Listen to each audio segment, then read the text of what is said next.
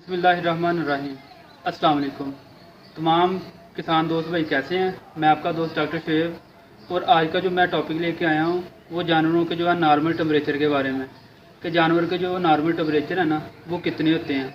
क्योंकि अक्सर औकात डॉक्टर जो हैं वो नहीं मिलते, तो हमें पता होना चाहिए कि जानवरों का नॉर्मल टेम्परेचर कितना है और हमारे पास एक थर्मामीटर होना चाहिए फार्म पे या जहाँ पे जानवर रखे हुए हैं, ताकि हम ना उसका टेम्परेचर ले सकें और हमें पता हो कि जानवर का नॉर्मल टेम्परेचर इतना है और अगर उसका टेम्परेचर ज़्यादा है या उससे कम है तो हम उसका ट्रीटमेंट कर सकें।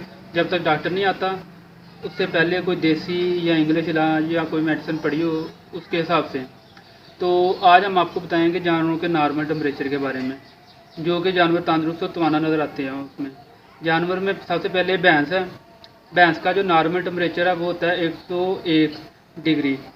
और दूसरा है गाय। गाय और बिल्ली का जो है वो टेम्परेचर एक ही होता है, 101.5।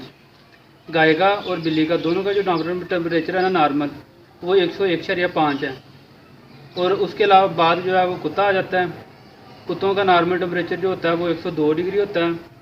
और भेड़ और जो बकरी है उनका होता है 102.3। भेड़ का भी बकरी का मतलब जो छोटे जानवर हैं भेड़ बकरी उनका नॉर्मल टेम्परेचर होता है 102.3 डिग्री। और उसके बाद जो है वो घोड़ा आ जाता है। घोड़े का नॉर्मल टेम्परेचर होता है 100.5 होता है घोड़े का नॉर्मल टेम्परेचर। उसके बाद खच्चर आ जाता है।